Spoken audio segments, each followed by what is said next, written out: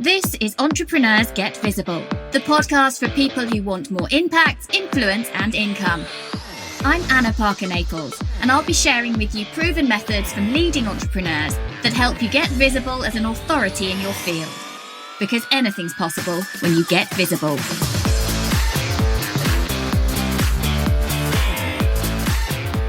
Hello and welcome to Entrepreneurs Get Visible. I am doing a live broadcast today because I want to introduce to you someone I've been working with behind the scenes for a few months now.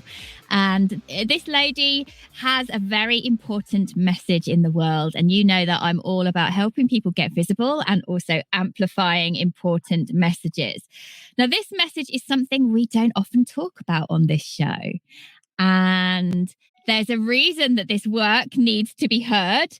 And it's because the person I'm speaking to today is Rebecca Lowrie, who is the brand new host of the brand new podcast, the Sexual Alchemy Podcast, which was released just this morning over on Apple and Spotify. And we really need your support because there are many people who need to hear about Rebecca's work, many men who need to hear about Rebecca's work, who aren't going to be out there sharing the podcast loud and clear and sharing it with all of their buddies, their friends and their colleagues because of the nature of this podcast. So Rebecca, huge welcome to Entrepreneurs Get Visible.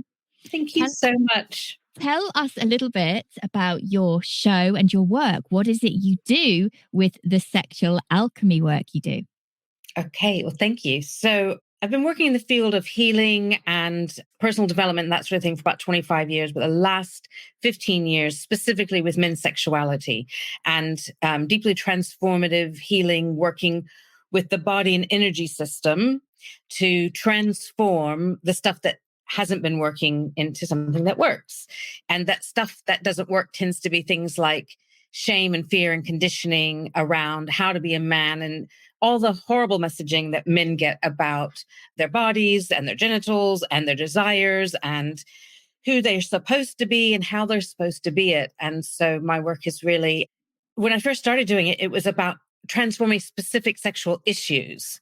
And now it's more about taking men back to the core truth of who they really are, because from that place, they're already intuitive, they're already confident, they're already sensual, and they're already this masterful lover that they long to be. And that's what the podcast is about.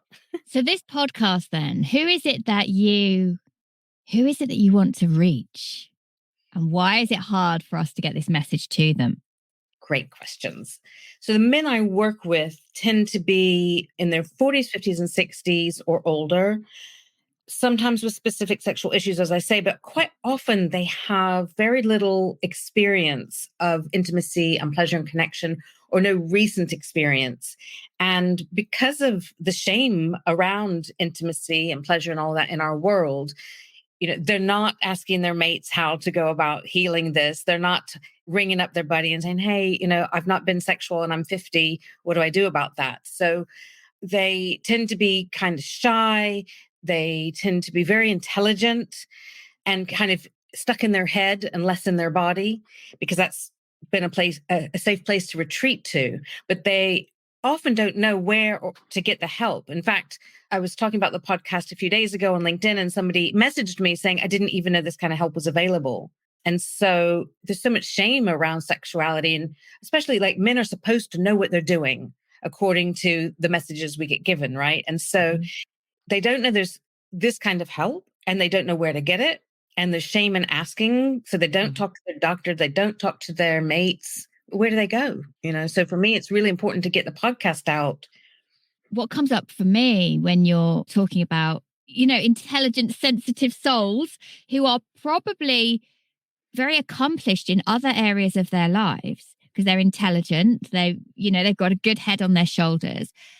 But when I think about them as young men. I think about them as teenagers. And I think we all knew people at school who were quite clearly late bloomers or never have gone on to fully bloom. Those boys who were perhaps really bookish or geeky, and they thrived for the sciences, they thrived for the computing. I know there's a whole load of stereotypes I'm throwing out here. They just weren't aware of themselves. They hadn't quite they hadn't got early female attention or whatever, or male attention or whatever. And they hadn't grown into those parts of themselves at the rate that many of their peers were developing and fooling around and all of those things.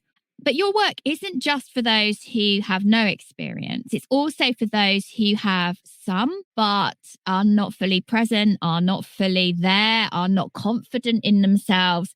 How do you see this then having a knock-on effect with the rest of their life, with their working life? Yeah, that's a great question. So I often say how a man feels about himself in the bedroom is how he carries himself in the rest of his life. If a man feels, he doesn't even have to feel like, oh, I'm such an amazing lover. He just has to feel like I'm all right in the bedroom. He just feels I'm all right in the bedroom. Oh, I'm getting emotional. We're talking about it. He's just going to hold himself up a little bit more, his shoulders backing down and his head up a little bit more about how he feels about himself, which is going to impact all his other relationships, his work. He's going to show up a bit more at his work. He's going to show up a bit more in his life. He's going to show up more with his friends and family, and when you show up more, when you're more present in those things, they have more meaning, more purpose, more impact on you as whether you're the giver or receiver in that. So, if you feel shame and if you're carrying that around or you feel lack of confidence, you're going to close yourself up a bit. You're not going to put yourself out there as much. You're not going to take risks. You're not going to make yourself vulnerable. And so that can hold you back at work. It can hold you back anywhere, really. And you have a book around this as well, don't you? About, I can't remember the exact title, but it's around the bedroom and the boardroom and where those two collide. I should have one here to hold up, but it's over there somewhere. It's 101 Meditations for Life, Business, and Bedroom Success. And although they're meditations, or although the book says they're meditations, they're actually really different. The point that the book makes is that meditation is really about coming into the present moment, and that when we bring our presence, our awareness to the present moment, anything can be a meditation, and anything is then enlivened or enriched. So you could be doing the washing up and not be very present with it, or be complaining about doing it, or you could be utterly present with it and the magic of water coming into your home and how lucky you are to have these plates and to be in service of cleaning them. And then it changes that experience, which changes your biochemistry, which changes how you then go out and impact on your life or the bedroom. I'm still thinking I like the dishwasher, but I get your point. I don't have one. Well, it's because you're too busy enjoying the magic of the washing up. Exactly. For people who come and work with you, this is a very private, often shame-filled relationship that you're building. What kind of condition, what kind of reasons, what are often the breaking points that happen for your past clients when they decide I have to do something about this? It varies. I would say a lot of my guys come for sessions when they find out that there's something that can be done. For some of them, there's a breaking point. So I've had guys come to me and tell me that they just lost their best friend or parent or someone really close to them, and they realized life is short. And, I'm getting emotional again, and that they need to make the most of it. And that's often something. Losing someone close to them is often a thing. Or they've discovered there's a few catchphrases like tantra or conscious sexuality that kind of buzz around, and they hear about that and think, wait a minute, is there actually something that could help? They don't want to take a little pill because that doesn't solve the issue, just addresses a symptom. Or they don't want to talk to their doctor. They're ashamed to talk to someone. But when they find out there's someone who actually does it for a living and feels somewhat safe and non-judgmental, it feels a little bit safer to inquire. Unfortunately, a lot of them lose someone close to them. And that's what I'm just going through a few in my mind. And I think some of them just hit a point where they're like, it's time, It's now or never. Time to claim this for myself. Yeah. One of the things that struck me as you were talking earlier was a lot of it stems from that feeling of being good enough, from feeling that you are enough. What was it that brought you to this work, Rebecca? Did you wake up one morning and think, right, that's it? Those men, they're going to learn. I'm the lady. It was actually with reluctance in a way that I came to it, like 17 years ago or something ridiculous. So I'd always been kind of interested in sexuality and had some really awful experiences and had some good experiences. And I knew that there was something more to it, which is something else that that drives men towards me. They just know there's something more than what they've maybe experienced or heard of. And I went to a festival and heard about a Tantra workshop that was going to be run, and thought, I'm going to go see what that's about. And it blew my mind. It was just a 2-hour introduction. And afterwards, everyone was kind of floating around, feeling all like loved up on life. And I remember looking at the teacher, and it was like a spotlight came down on her. And I heard like the universe speak to me saying, you will do this work. And I was like, no, I'm scared. I'm going to run away. And I did. I ran away for about 18 months. And then eventually I went and did some training with her. And she said to me very early on, you know this stuff. She said, you don't know what you know. So let's wake it up in you. And I went on to assist her, but also have my own experience and own journey in sexual healing and all of that with loads of other teachers whilst assisting her. And then she just started sending me clients. And about 2 years later, she said, you need a website. This is your work now. And what is it that drives you to make this change? You know, throughout the 15 years I've done this work, there's been different iterations of what wanted to happen through me, of the kinds of clients who came and the work that needed to happen. And I've tried to give it up several times. Mm-hmm. You know, when I turned 50, I remember laying on a hotel bed and just said, universe, take it all away. I don't want to do it anymore. It's too hard. I get judged. People misperceive what I do. I don't want to do it anymore. And of course, the universe went, this is what you were here to do. And eventually I said, okay, what happens if I just own it and stand up and say, okay, this is what I'm here to do. And as soon as I did that, it's like something went whoosh in me, and it just happens. It happens around men, even when we're not necessarily in a working relationship. It's something will happen in them. They'll tell me later, like, this shifted for me and I was just chatting with you on the phone, or I was just talking with you somewhere. And that excites me. I think where we are in the world right now, I figure it's like this. We're either about to flush humanity down the toilet, the sixth mass extinction stuff, or we're going to evolve into something greater. Either which way, why not become the best version of ourselves? Mm-hmm. And the task I seem to have been given is to help men step into their power and to learn how to have power with instead of power over, which is the old paradigms that are falling away. I mean, as you can see, it just excites me. It's something, it's like, I feel like an antenna, and a certain energy comes through me that does the work. And I get to feel it when it comes through. So it's, I don't know, I just come alive. Very clear.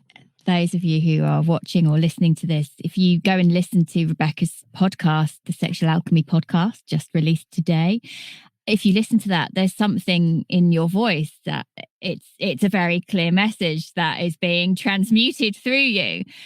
I'm curious about why you made the decision along the way to want to give it up when it felt so strong in you that you should be doing this. What was driving that?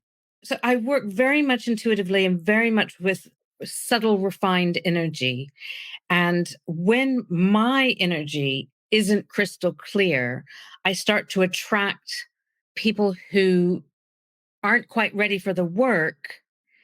But so they're coming from the pool of, if you think of everyone in the world, there's a lot of people who have shame and fear and guilt and mixed up dysfunctional messages about sexuality and how they should express that, and how they should express that as a man. And when I'm not crystal clear, I get people who approach me in not very nice ways. Or, a few years ago, I went networking.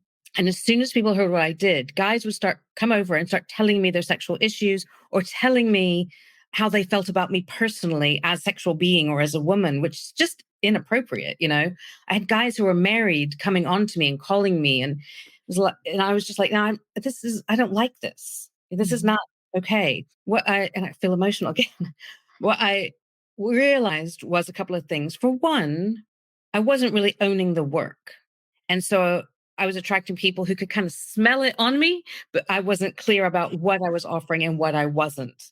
And so now that I've said, yes, this is what I do, and I'm really freaking excited about it, I attract people who get it more, who are more appropriate with me. And I have more compassion for those who don't get it, and those who show up in your inbox inappropriately. They need the work, and they're the ones that I'm here to help. You mentioned earlier about it being misperceived or you being judged. Tell us a bit about that, because part of that is really wrapped up with visibility as you put yourself out there in a particular way with a particular title that you help people with sex. Right. Tell me about what's come back at you or what you were scared of in terms of that judgment. Oh, gosh, where do I start? Well, before I was standing really firmly in the work, I didn't quite know how to deal with all the people, all the men who really needed help, but really were not coming from a very nice place with it, or who were disrespectful, or who didn't want to hear how I helped or what the work was really about, but wanted to tell me what they thought it was or how they thought it should be or what I should do for them. And that's not how it works, So, and like you say, every time you put your head above the parapet, every time you put yourself out there to be seen a little bit, everyone wants to take a shot at, someone said to me, this was someone who dear to me, who had written a book, but was afraid to put it out, said, as soon as you put out a book, 50% of people will love you and 50% of people will hate you. And I was like, I think 30% will love you and 30% will hate you. And the rest don't give a shit. Really? Yeah, I think I'd say it's actually a higher percentage of people who just don't care. Right. They're just focused on their own stuff, but it's terrifying. I mean, it's really interesting because I know the work you do is about helping people be seen and get their message out. And in a way, I do the same, but in terms of allowing your true vulnerable self to be seen generally in your life so that you can do that in the bedroom. Because if you're not doing it in your life, it's going to be really hard to do in the bedroom because that feels riskier. If you can do it in the bedroom, not just flicking on a switch. Right? It's about how you feel about yourself. Yeah. So what I'm curious about is, for the people who have this problem, how big a problem is it for them? Yeah, I mean, it varies a lot, but I would say what's really interesting to me is that the guys that I love working with, it's really hard to get from where they are to doing something about it because the very nature of the shame, that particular strand of shame, it's very heavy. It's very difficult to move it out of the way and clear the clouds enough to do something. Because I think once you hit your kind of 50s, 60s, which is where a lot of my guys are, and you are missing that part. And we know when we're missing it.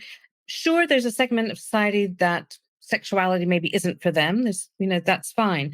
But for my guys, it's in there and they can feel it. And you can only suppress it so much. It takes a lot of energy to suppress the biggest parts of who you are. And the biggest parts of who you are it's your loving self and it's your sexual self, which really is this gorgeous, sacred part of who you are. And only a fragment of that self is for what most people think of as sex. It's also about your aliveness and I said to you the word effervescent. If you can switch your sexual energy on and go shopping for the day, you're going to have a better experience. It's about bringing a level of vitality to your life.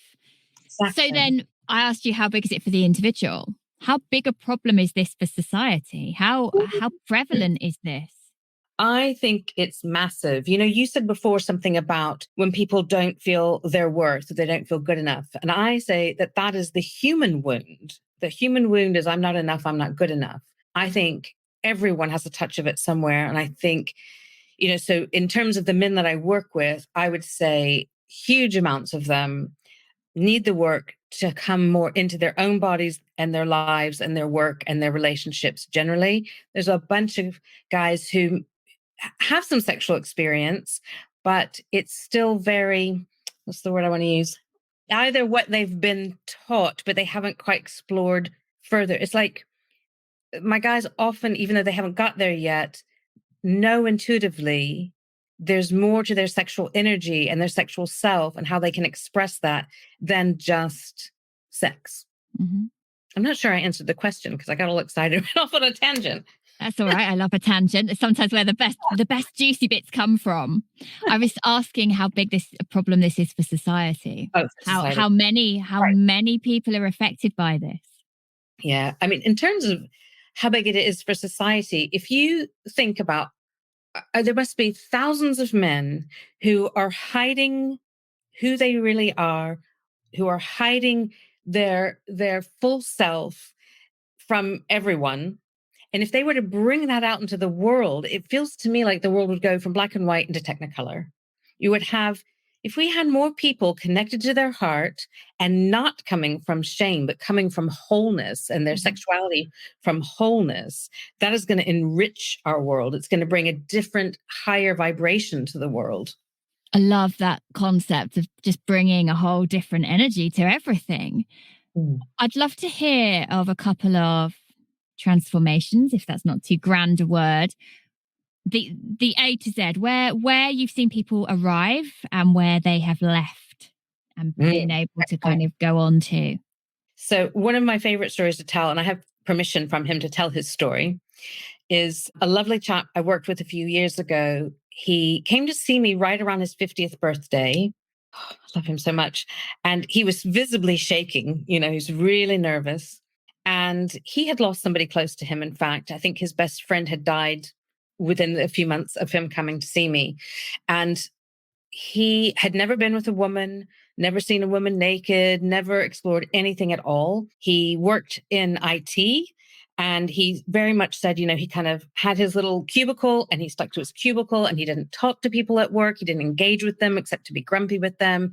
And his life was fairly small. Closed. Mm. Yeah. And we started working together.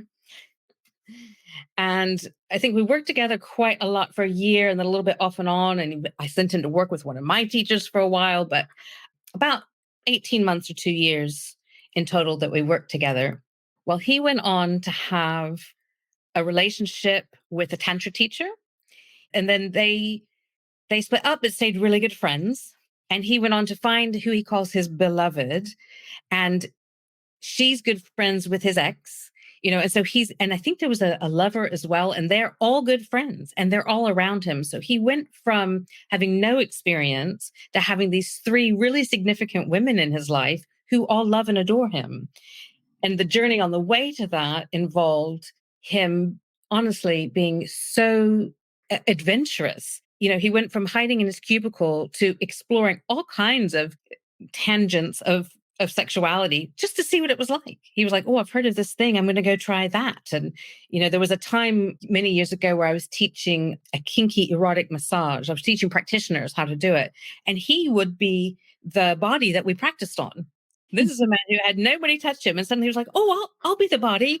You can practice on me," which was just phenomenal. Like, Lucky guy. amazing. And it was like we took off this mask of who he had been being in the world, and underneath it, and I see this all the time, was this cheeky, playful chap who just has so much energy and love and creativity to bring to the world, which he does now. And Mm. he ended up quitting his job and moving somewhere else in the country where he wanted to be. And his life is totally different now than when we started. He has good, intimate relationships, erotic, but also with friends and with family, and totally different than when we started. I've got chills Mm. talking about it. Amazing. So where are these men? How do we find them? How do we see them? How do we make sure that we can share with them the work that you're doing? I think pretty much everyone listening to this, male or female, will know at least one person that needs some help. I agree. I would say you work with these men. They're I was going to say in your offices, you're probably working from home now, but as we're talking, you're probably going, "Oh, I bet Bob Mhm. needs that." Or I bet, you work with them, you meet them in the pub, you probably are in some kind of groups do they play sports? Not maybe. A lot of them are very musical though. So that, they're somewhere in the periphery of your life. They're not talking about it with you. They're probably, if you're standing around with a drink in your hand somewhere with them and something about intimacy or pleasure, whatever comes up, they're either going to withdraw into their drink or they're going to leave the conversation because that's not happening for them. but they're somewhere in your life that, they're everywhere, because is prevalent the right word? Yeah. It's a funny thing, like you said at the beginning, about thinking about these men when they were younger, when they were teenagers, and that developmental stage sort of passing them by. I think there's something that happens when we're in our teens and early 20s, that there's a young person's courage or hormones or something, that pushes some people out to explore it. And these guys, for whatever reason, that doesn't happen. And it gets scarier then to go and do it. It's like learning to drive when you're in your 30s is different. It's like all those judgments, if you've not had loads of girlfriends by the time you're 30, you've not lost it by the time you're 21, whatever that is, whatever label that is, and the meaning that can be attached to that is painful. And it compounds.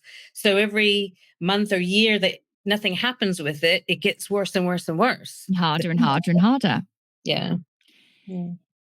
So predominantly, my listeners are female, not entirely. For those of us who recognise that this work's important and there are potentially people in our lives who might need to know about your show, your work, your podcast, how can we do that without being rude, without being hurtful, without being obvious? What would your advice be for how we can support people with this? The first thing that comes when you say that is, if you're recognizing someone in your life that needs this, is whether you approach them directly or indirectly, to do so with a very open heart and with no judgment. Because if they feel it coming like there's something wrong with them, they're going to shut down. Because really, there's nothing wrong. It's just there's something more to them. You know what I mean? They're not broken. They just haven't found their way in. So first thing would be coming with an open heart, most well-meaning, non-judgmental kind of energy. And then the other thing would be, if it's someone that you feel you can speak to directly, you could say, I've heard this podcast, you might like it, or I've seen this website to know maybe it's of interest to you. If it's indirectly, it might be something like, I don't know, posting about it or sharing about it or something like that, something a little bit where they're not saying you have the problem, but I heard this interesting podcast. Yeah. So people listening, there are thousands of you that tune into this podcast when you're listening on Apple or Spotify. Rebecca's work could make a fundamental difference to the life and well-being, mental well-being, physical well-being, to a man in your life that you probably care about, be your brother, your son, maybe even your dad. Maybe if you were just to share Rebecca's podcast, the Sexual Alchemy Podcast, on your own social media, talking about how much you realise that this is something that others aren't going to share, men aren't going to share for fear of whatever label, fear of judgment, then I'd just like to invite you to head over to Rebecca's podcast. The link is in the show notes, and give it a little share somewhere with someone who needs to hear it. And if you can't do it directly, because that would be too uncomfortable, do it on your socials so we get this message out there loud and clear. So Rebecca, thank you so much for coming on to Entrepreneurs Get Visible today. It's been interesting talking about a different side of hidden people's parts, so it were, today. A very different way of getting visible. Very different way of getting visible. Well, thank you so much for coming. Thank you guys for listening, and please do go support Rebecca's show. Take care. Bye-bye. Thank you for listening to Entrepreneurs Get Visible. To get your free checklist on how to raise your profile and to find out about our community, go to annaparkernaples.co.uk/get visible.